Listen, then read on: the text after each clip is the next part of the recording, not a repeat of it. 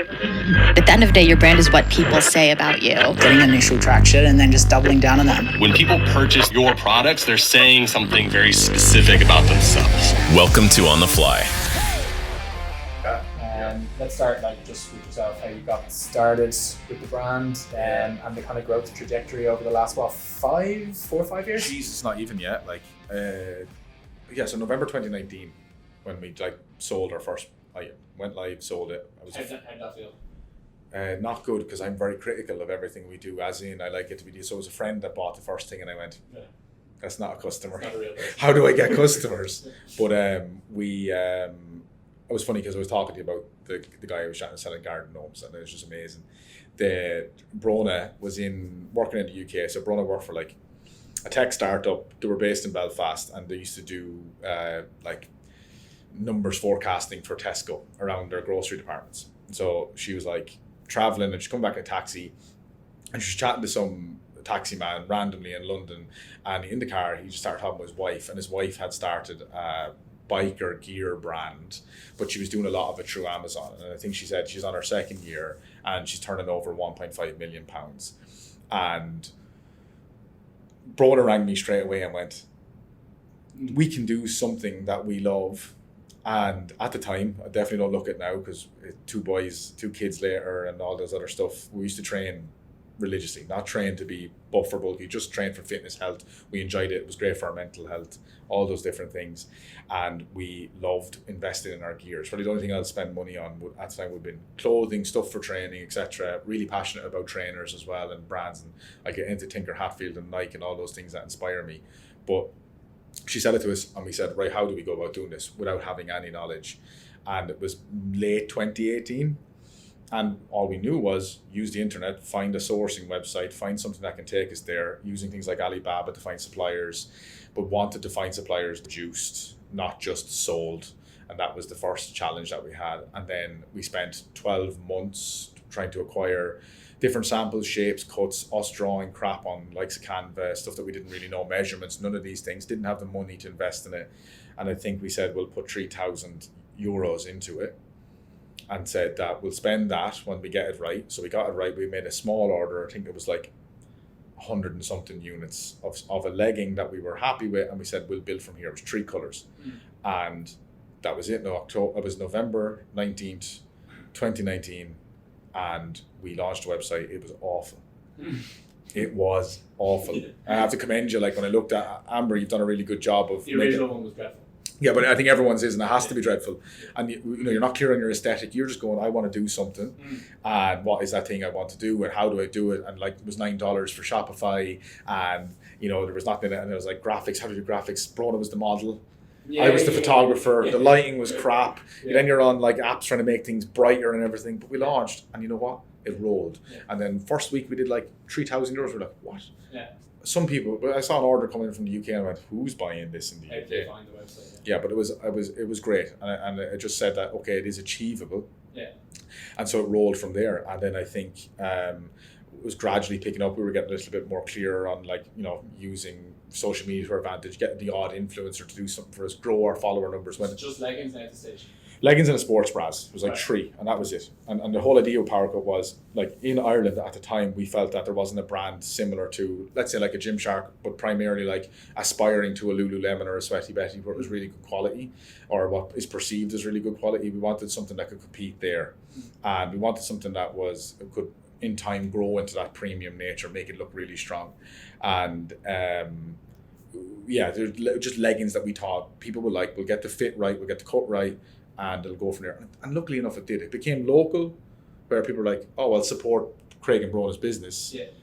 Oh, this is actually not that bad. I'll tell my friend in work about it. And then it just started to filter out. And then I suppose, actually, myself and Brona moved, had a baby, in the middle of it all, decided to blow up our lives and change everything at the same time. And I had a job where I was traveling maybe 3 times a week out of the country. But it was just slowly building, and then the pandemic smacked. And I suppose it could have been, at the time we were no one knew what's this going to do to us. People are going to stop spending money, our little brand is going to die. And exact opposite, because obviously people were then online, and all of a sudden we were how do we utilize this? I was involved in a great brand myself, working for them. Norwegian company, really cool, very premium. And by listening to the head of marketing or the global head of marketing and understanding the different tactics, I went, I'll take a bit of that. How can we do that in our way and a cheap way? And we use it to our advantage. And it just started to gather momentum. And then we didn't start using paid social media till September 2020. Right. Yeah. That's mad. It's actually a very similar story to what Amber was. Yeah. Generally, really is very similar. It started off with 3,000. Yeah. And then how we did it is we sold out of that stock within like a week, just purely off the back of like word spreading amongst people. And like I was dropping glasses into like Zendesk and Facebook offices and stuff. People were sitting beside people in their office going, "Oh shit, these glasses for the computer." And then like we didn't know what to do when it was all sold out after whatever week. But then just installed like a pre-order app on Shopify. And we managed to get in, I don't know, it was like 15 grand worth of pre-orders, and we're very clear with people that it was going to take 6 to 8 weeks to fulfill. Of course. But then that money from the pre-orders fulfilled the next inventory run, which was bigger than the first one, and just kind of snowballed. And it was all organic at the start, similar to yourself. I wonder if that's just an Irish thing because it's less competitive market, or I think it is. Like I think if you look at Ireland, I think like we're so bought into brands anyway. And we are brand advocates. We're very brand advocates for brands, from the States. Like we really do invest in it. So I don't know what that was. I think there was a story building around supporting Irish brands, and I think we're more like that now. I'm more likely to look at an Irish brand post-pandemic, and I think people built up this storm. I think it really helped. And the media always love to give Irish brands a hand as well. Which we eventually ended up getting, and people reaching out to us and offering us good deals for some exposure and so on and so forth. But there was a big moment in that first period where, in May then, we had friends that were nurses, cleaners, doctors, so on and so forth, in working in hospitals. And then, but you're doing like the group Zooms where everyone was playing the quiz. Never talk about them again. Yeah, no. I actually know a girl who still does them and meets people in the UK she met on Zoom during the pandemic and goes to meet them now and do quizzes. It's hilarious. But different gravy. But we decided then that we go, like, we'll do something for this is the first moment of a bit of virality. We did something for the NHS and the HSE, Brona been from the north, and we said we'd do like a discount for like, we had some stock we'd been building, so we were able to invest a little bit more in stock. I think my mum gave me a few pounds and said, "There's a loan, give it back to me when you get yourself up and running." We were like, "Great, thank you, we can go down a little bit deeper here on this." And we did a bit of a promotion for the NHS and the HSE staff. And we just asked them to spread the word for us, please. Put it up on your stories, whatever. And I think from that point, we went from 4 to 11,000 followers in a week. May 2020? May 2020. Wow, okay. And we were like, holy shit. We restocked. And when we restocked, it sold out in 14 minutes. Because at this stage we got a few more styles than that we had liked and we're building. Discount code, using discount codes, but then a mix of people just spreading words, and all of a sudden all of our stock was gone. I think that day we did 25,000, and that's all the stock we were like, okay. We were like, right. That's pretty good. And then we went 14 minutes, and then myself and Brona, which was eventually our son's room, but we had a couple of shelves and racking of our products that we spent a lot of time on and loved and invested ourselves into, but it was just, okay, we got to pack all this now. Brona printed all the labels out in incorrect order with the order forms in the incorrect order, and then here was us with hundreds of orders that we've never seen before going, right, where's the label for that? It was hilarious, but we learned. I suppose the moral of it is every time we learn something else. Yeah. But then, so we ordered all of our top-up products. We knew there was more of a storm to come. Definitely, the interest was wild. Followers were continuing to build. People were starting to talk about, actually, this is a nice product. And the order landed. We had tried to upgrade the material on just some of the logoing, etc. And once the order started going out, we got a lot of emails coming in. This was in July then. And people were saying, logos peeling off. We were like, what? Oh, no. Logos are peeling off. We're like, okay. And it just started flooding. It wasn't everybody, but it was a lot. And then I remember going, this is it. We did it. Screwed up. but it's not our nature, because I think that's kind of underlined everything we've done since then, is to make sure that quality is always of the utmost. The supplier had switched to a new supplier for the logos, and it wasn't the same heat grade testing. So it was just when heat was applied to it, it wasn't actually holding well enough. So it was like, what we're going to do. I remember fighting with them 3-4 o'clock in the morning on calls, very much a language barrier, emotional, but also been clear going, you're a future business, like we're growing, like try and understand where we're coming from. In fairness to them, they replaced every single pair. Really? And then we contacted every single customer that complained. We gave 2 weeks, and then we replaced it ourselves. Yeah, I think when you're extremely candid and transparent about situations like that with 100%. customers, and you can send like a personal message, 100%. people are actually really receptive of that. Yeah. Like we had a similar thing. I keep saying similar thing, but just the stories are so similar. That like during the pandemic, we have a longer lead time on the hard cases and boxes. Yeah. And they're harder to transport in because it's like heavy freight. Yeah. And that was the time of the shipping delays. And we had loads of them stuck in the ocean somewhere around the Suez Canal or whatever. And we had no cases to send the glasses out in. You obviously can't send delicate glasses in an envelope. So I had to drive around to like every single deals in Dublin and just buy all the €150 cases. But they were dreadful looking, like pink, luminous green, whatever. You let customers know though. And just like we included like a little card, like which actually a fairly long message, too long that probably people didn't care too much about. But it was like, we're so sorry about this, here's what happened. And it was like a 30% discount code. Nice. Probably should have been more now in hindsight. But it was only the hard case. They still got the glasses perfectly. And we saw just massive redemption of that discount code. Of course. Yeah. And like, because you did the right thing. Appreciate the gesture. I think after that, I remember like myself and Brona would always like search online to see what people were talking about, and like some forums and stuff. Yeah. And a load of people called out, you didn't expect that to happen. Yeah. There's a couple, and then it made us reassured, okay, we didn't ruin ourselves, we actually did ourselves a favor. 100%, We were 100% committed to what we were trying to achieve is quality, longevity, and not just a flash in the pan. Yeah. And again, it's all these little things no one can ever say, unless they're amazing and they spend a fortune on brand development before they go live, which is people have huge backing. Yeah. You don't really know who you are when you start out.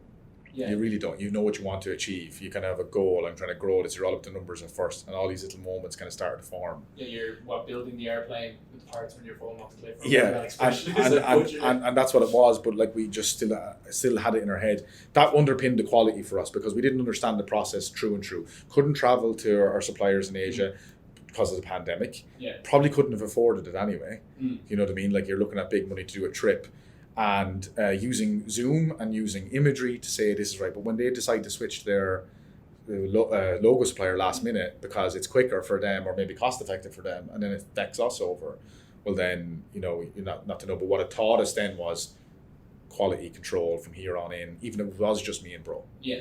And it rolled. I'll fly through it. But it gives you kind of a crisis management, tests your crisis management abilities, I think, whereas like, see, like with a lot of e-com founders, they're able to think like be really decisive in those situations and come up with a solution and commit to it. Yeah. Whereas like other people like flounder and like might panic in the corner and give up and just let it just consume them. I get criticized by everyone internally now how quick I'll move on something, but I have it worked out in my head already because you do learn to be like decisiveness. Yeah, I think that's what makes. And you can see it does, and you can see a clear picture. And also, I think entrepreneurs and in general, I think when you make a mistake, good ones learn from it fast and move on from it. And I think the guys that don't are the ones that don't continue to grow. But look, we all have the potential to fail. It's just about how you react to it. Yeah. So what were you at what time? This is July 2020. Restocked, replaced everybody, built us up, continued to grow. Influencers were easier to get then, to work with. We were more into the micro because it was easier to achieve, but also they actually make great content and you can believe them. Yeah. We weren't investing in high level influencers. Again, wouldn't have been able to afford 2,000 for a post. Yeah. But it was working. You're growing sustainably. Within your means. You're not taking on any money at that stage, or I was working in Powercut probably after 7 p.m. when I was finished my day job. So I wasn't paying myself from the brand. So we're letting all the cash go into inventory, any development we could do. Samples are expensive for a new company as well. So like if we wanted to try something new, every time you spend £100 on freight or a different samples, it all adds up for us. So we said we knew what we did, and we had a rough spreadsheet of here's what we're kind of spending, and like very bad spreadsheet, if I'm honest with you. Don't want to say this inside Wayflyer when it's all about numbers. But they've definitely done their due diligence, I'd say, already, don't we? a few times. We kind of knew where we're at. Then we did a really good shoot. Our first where we had 4-figure investment in a photo shoot, because we wanted to bring the brand to where it was in my head at that time. Let's elevate this. We don't want to be viewed. We love being an Irish brand, but we want people in Ireland to be proud that we're creating a brand that can be viewed globally and go, impressive. That was the biggest compliment I ever got when people looked at our website and they're like, this doesn't look like a company from Ireland. Yeah, so we get questions so much every day on Instagram going, do you ship to Ireland? Yeah. And on our Instagram page it says premium athleisure designed in Ireland. Yeah. But so that's, to me, it goes, we're exactly that. And you never look at it any other way. And we laugh and go, yeah, we'll be with you tomorrow. Order by 2 o'clock and you're going to have your product. It's 12 o'clock now, we have to change it. So we were coming up to Christmas. Then one of the models, her partner, was had a small agency, him and his brother, and they were our first introduction to paid social media. Only did Facebook and Instagram, didn't do Google ads. And then it was cheaper to do it. And we built some really nice content. We got the messaging right, we put it out there, and all of a sudden, it just went from, if a good month was 30K up to that point, we were starting to get closer to that 6-figure mark. Yeah. But it was cost effective, and we immediately from day one, we said, we need to focus on our return, and we need to focus on our lifetime value of a customer as well, because that's so important. And retention. And this is kind of not knowing all of the capabilities we have now, but it worked. Great Black Friday, shit Christmas, 2020. Bad Christmas, because who's going to consider us for Christmas, because we're not the brand people are knowing yet. January, phenomenal. Back to fitness, great set of ads. New agency we took on for ads, who did Google as well, and also did some PR, and we had the best month in terms of PR for very little spend. We're on loads of magazines, we got onto TV a few times, and then that was our best month ever at that point. Cracked the 6 figures. Cracked the 6 figures in February. And then around that time, Kilkenny had reached out to us because the pandemic, things were kind of changing in shop, and they were like, we love what you're doing, we'd like you to consider it. And so we wanted some retail experience, and they were the first retailer we went into in Ireland. And then nice to see it. We were in 7 locations, nice little display. It was good to get it out there and see it in person. Because it's still me and Brona, by the way, no one else. And we're sitting there going, oh, this is becoming something. And then we're getting a lot more feedback because people can touch and feel it now. And then actually in that July then, one of the greatest things that happened to us for this and within Ireland is Mrs. Heffernan from Dunn Stores, Margaret Heffernan, reached out to myself and Brona separately on LinkedIn and said that she'd like to speak to us, and we couldn't believe it. And that woman is probably the greatest retailer that this country has ever seen. She is so clued in and unbelievable. And we were like, oh wow.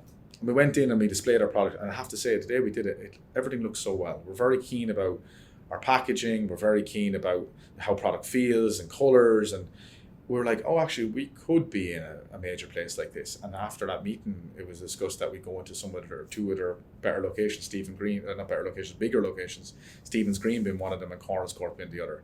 And then we pretty much haven't looked back since then in terms of growth, building staff, taking in new key hires, adding on more stores, online growth. People are, starting to see what we're about, giving us more money to invest in product, allowing us to do the things we want to do, spend more on our assets, and it just started to roll. So kind of everything was different events up to that point, and then that was slowly, then very fast. And then we invested ourselves entirely and make sure that our concession stores worked within Dunn Stores, and investing in the space, make sure that looks good, and learning, because we made so many mistakes. And we still make mistakes. But learning how to run a team in store, learning how to keep your standards high, just make sure you have the right amount of sizes out, making sure that at the end of the day you don't leave a shelf empty, because people are coming in at the end of the day even when our staff aren't there to shop. And it was all these things we learned, and we've just focused on our relationship with Dunn's and growing that, and luckily there's some new locations to come. And in the meantime, we've just then kind of diverted our attention into the overall aesthetic, product, and yeah, now that's kind of skip. So I did a really slow start, and then now 2 years just rolled up into that statement because it's been a blur since then. So sorry, where did we leave it there? We're talking about the Duns. The Duns deal was the biggest unlock. Managed to get into more stores. It's just totally changed the company and allowed Powercut to basically do all the things that you really want to do. The growth initiatives like launch new product lines.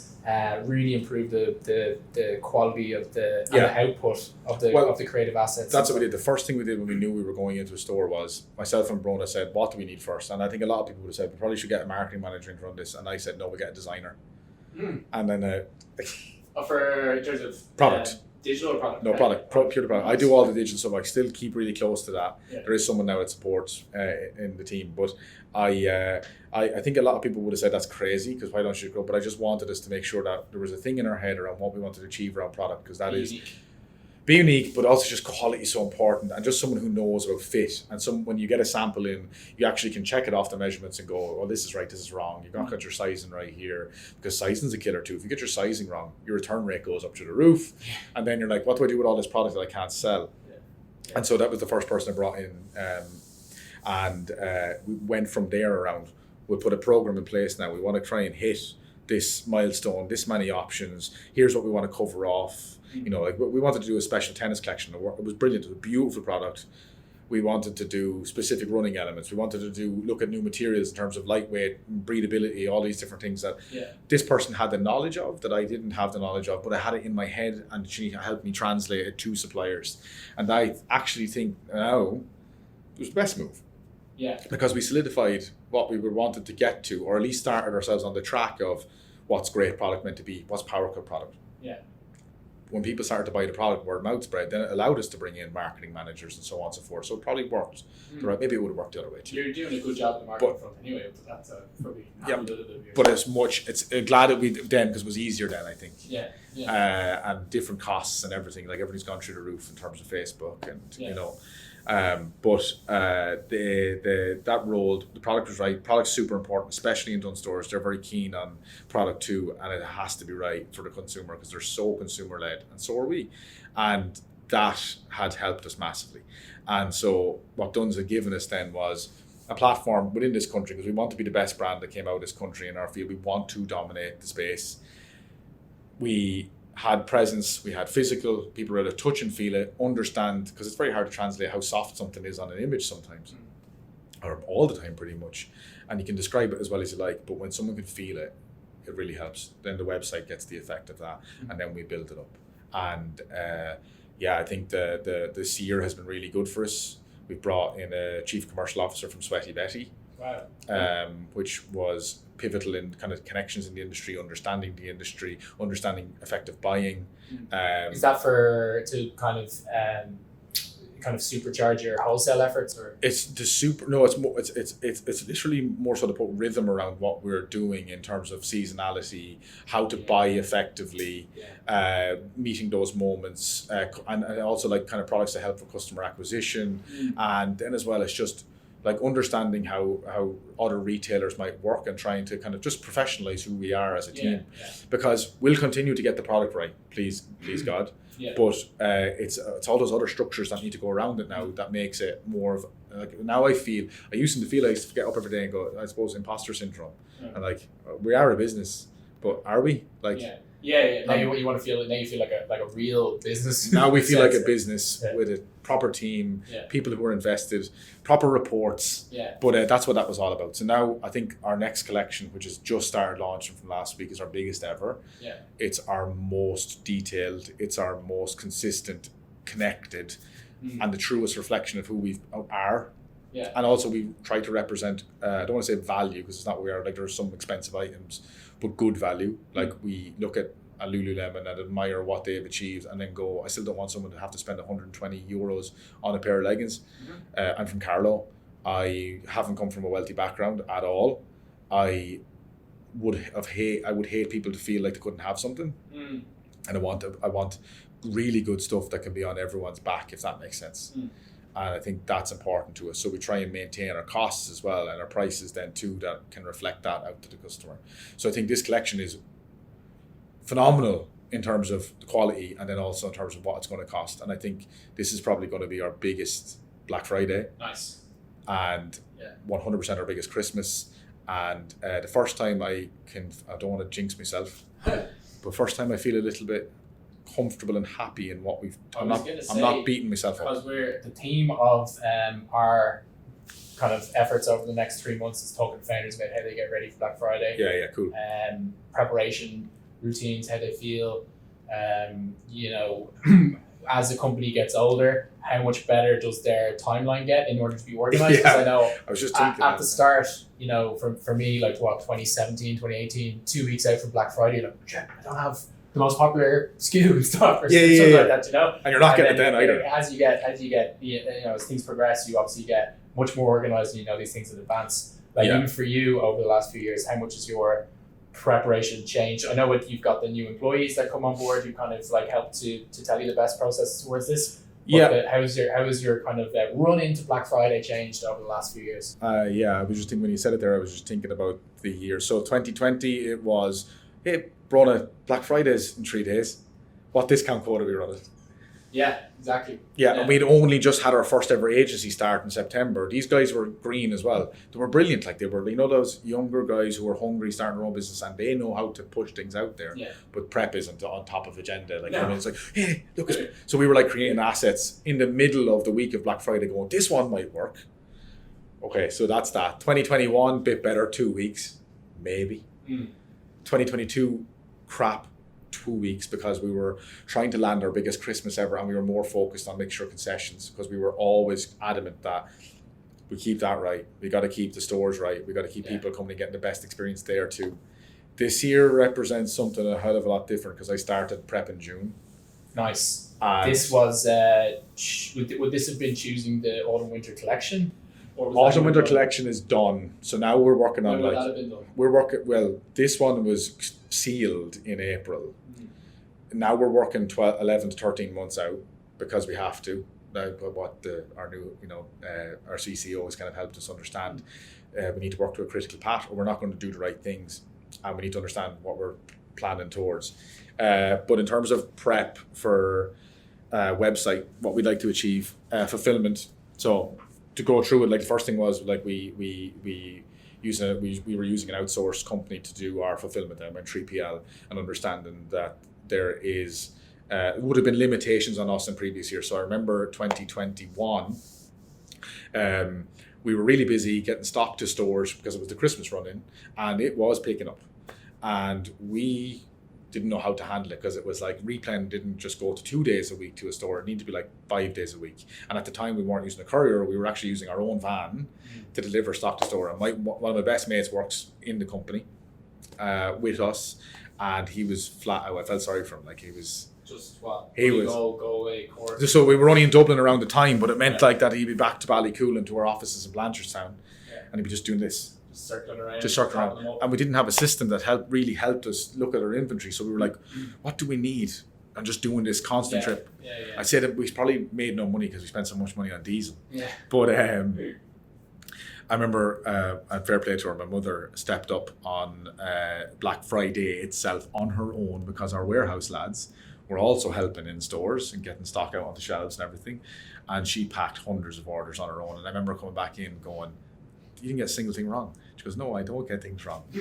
And there was a the Magnums. Ever seen them from DPD? The big, like it's like a pallet that has the sides that come up. So it's like a big, it's like a huge shopping basket. It's massive. It's the size of that table or more, or wider. And it was just filled. And I was like, you did all that on your own. I was like, you know what?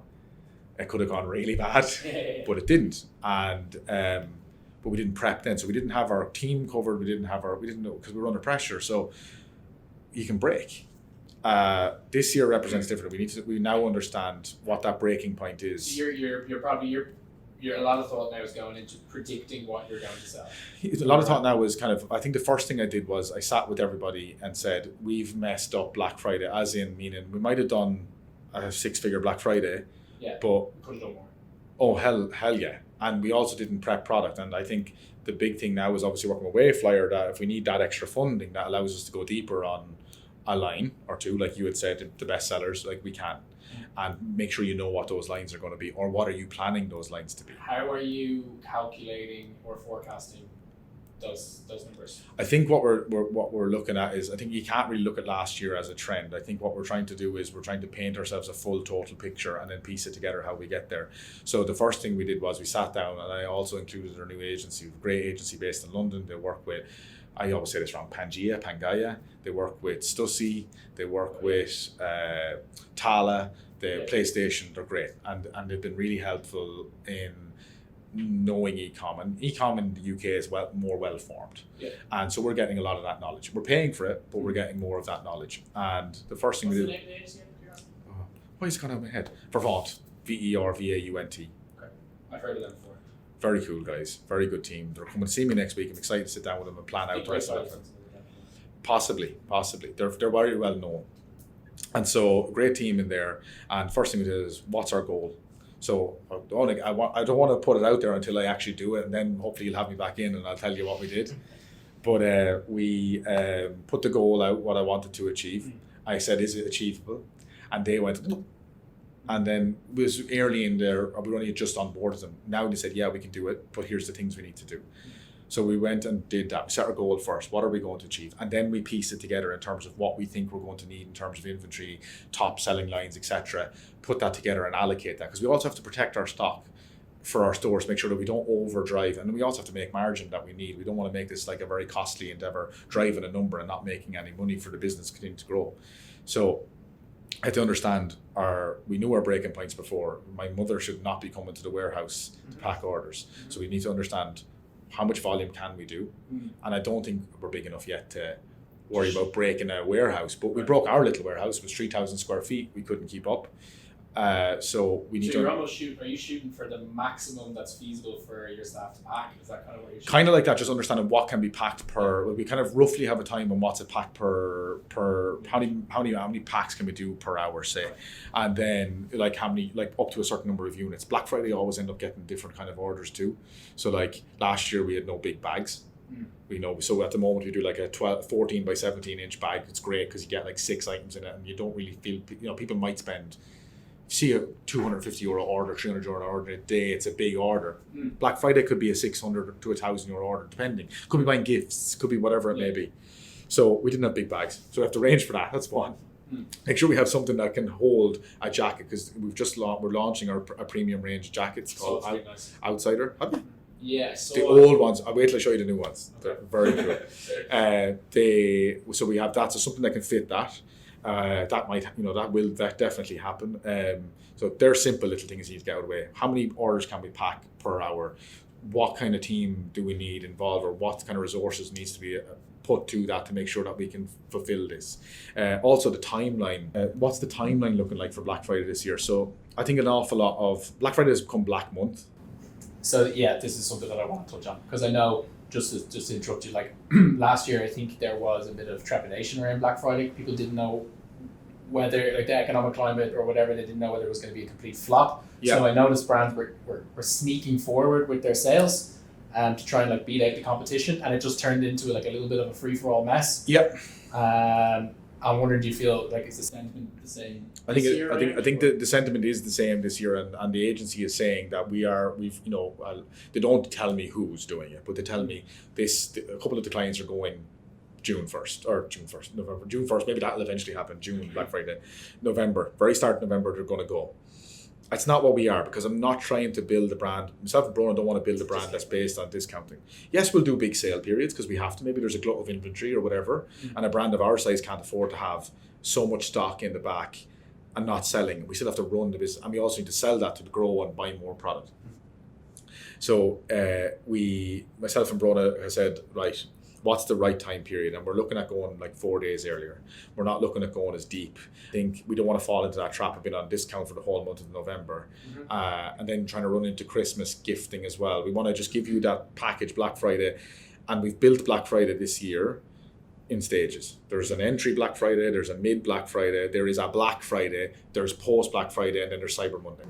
This is exactly what I prepared for you. I don't know if you ever listened to Taylor Holiday. No. Common Thread Co. No. It's this like US based agency that just deal with like massive brands over there. Yeah. Brands, an absolute genius.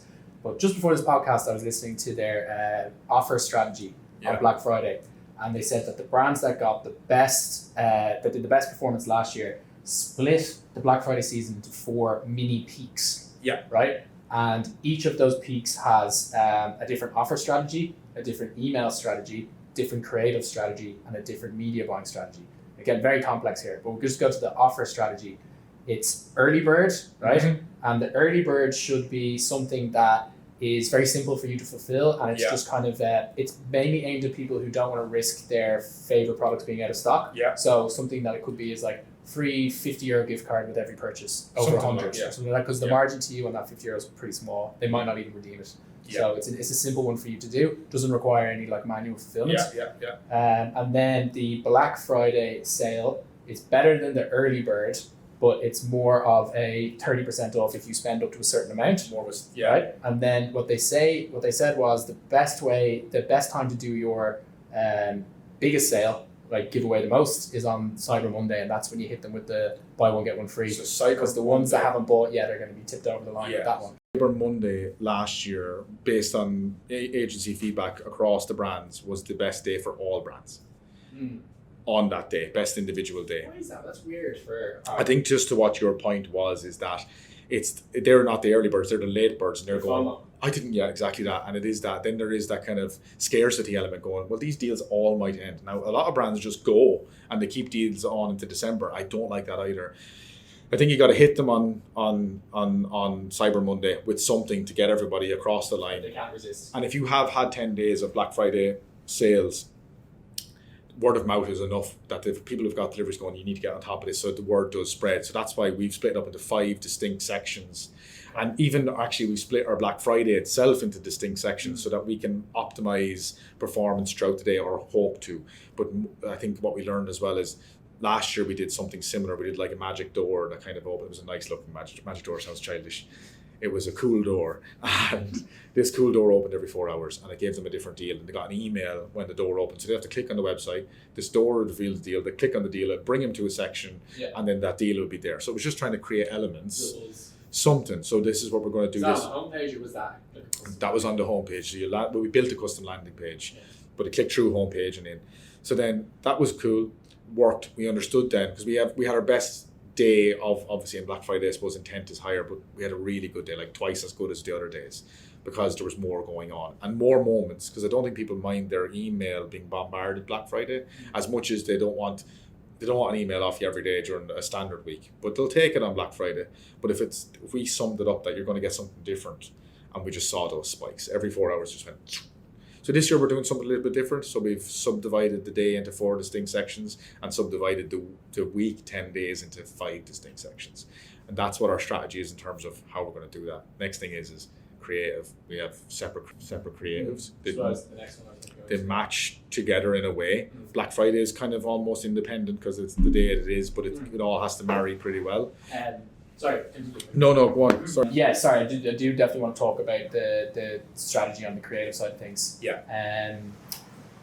What I was hearing that like kind of get from similar like influencers in the space, in the e-com space, that it seems to be evergreen ads that can perform better on Black Friday, because everyone knows there's a sale on anyway. Yeah. And your best performing ads over the last like year or two are more likely to convert customers on Black Friday, because you don't need to tell them there's a Black Friday sale. And these are the ones that are showing off your product the best anyway. Yeah. So to kind of use that, have you considered anything like that, or what's the kind of strategy towards? Yeah, I think like we've not seen that. Maybe it's down to the size of the brand, but we've obviously seen our best performing ads are usually the Black Friday specific ads in that moment, probably because there's so many more people that don't know who we are. Right. However, we have seen it this year as well, that when we have like had a midsummer sale or whatever it may be, that those evergreen ads, that business as usual ads, have performed exceptionally well, if not taken a bump over that period as well, and it's continuing to kind of acquire us new customers. It's not something we've looked at. However, our agency is advising that from here on in, we never switch off our business as usual ads, no matter what event is going on, because they still need to perform in the event when sale ends. Mm-hmm. So there is kind of that element, but it's more so just kind of happening by happy accident, I suppose. But that's an interesting one. Maybe we ramp it up and put a bit more out there. No, but yeah, but I know you wouldn't. So then creative, we're looking I suppose that's probably something that's not as fast to happen. It's easier to lock down, okay, there's our budget, there's our spend, there's what we'd like to achieve in terms of return, because obviously they're both linked. And then the strategy is easier to build in terms of what those moments look like. It's the creative part's always a little bit slower. And your mind could change all of the time. But what we do want to do is we will have a message that links, and it also links very closely to the brand, and it might be a bit naff, but I think blackout works for Powercut. I think just in the nature of electricity and energy, I think it works. It allows us, so that'll theme, and it can be our theme going forward. And it's probably been done before, but I think in our instance, it perfectly links to who the brand is, and the different creatives just ever so slightly tweaked depending on the offer. Nothing major. Color led, link you to the offer. We'll link the colors on the website too, where if it's a 30 off, it'll be a certain color, and that'll be included in the creative, and so on and so forth. And then Black Friday itself is subdivided into it's kind of like a different elements of different discounts throughout the day. That's just going to be a whole just messy smash of let's just go, and then the same for posts. But yeah, so it's kind of more of color elements, a general running theme, and we try and keep the whole Black Friday consistent block, while still using that to kind of trigger people going, oh, this is a little bit different, whatever it may be. But also listening to the agency that if we don't do things like this and you start early, the fatigue just sets in, and then all of a sudden Black Friday just becomes disappointing. But we're a different size of a business this year. We're a lot more people know us. We're still growing. We're still small. I still call us small. But this year feels like there's a bit more energy. Yeah, it does. Definitely does. And I think any form of planning, and I'm a big advocate of planning now. I wasn't always, because you can't be, right? But I'm a big advocate of planning now and getting these elements right. Calmer because I've made so many mistakes and I've messed up so many times that if you don't learn at this stage, I don't deserve to be running a company. That's the truth. Yeah. And you've probably been in the same boat. Like you make them, and then you're like, you probably don't get panicked when something goes wrong now. Well, I would know how to handle a lot better now. I would know how to plan things a lot better. Yeah, it obviously gives you that buzz. You're like, but you will. How do I handle this? Yeah, you don't. So that's where we're at now. And then, yeah, so that's that. So we've got like fulfillment, understanding that email strategy that pairs with everything else, because email has become, like, we've been growing our email so fast of late. Just different tactics, lead form extensions, whatever it may be, to build up that list. They're the most valuable people because they're bought in. Yeah. Once you don't annoy people and give them something up to the Black Friday, like with interesting content, educational content, decent offers, whatever it may be, you'll keep them. And also I should add, September is a big month for us in terms of, luckily, the new collection's coming. But we worked closely with Google last year. We're working closely with them again this year. Now is a good time in terms of ad costs to get interest. So to build up that. So we're using September now to get as much organic interest as well as paid interest into the brand that we can optimize it on for Black Friday. Switch to a more salesy message via retargeting closer to Black Friday. Yeah, so like now get them to look at as top funnel. Yeah. Get them in, and it's a spend that sometimes you don't want to make because you always want to be converting. But the advice this year is to us, and it was last year, but last year we didn't have the budget to do it. This year we can put a little bit more in going, hi, we're Powercut, we're a premium athleisure brand, we're Irish, have a look at us. And then hopefully those people come back on Black Friday because they'll have encountered us at some stage. And just like kind of one kind of last thing before you go, like we've talked about, the story, how the brand has progressed. Yeah. Your lead up into Black Friday now, your preparation. Just because there's usually like an immediate kind of cash influx after November and December and just into January as well for an athleisure brand. You've kind of got this like this kind of like sweet 3 month period where you're your busiest time of the year for different reasons.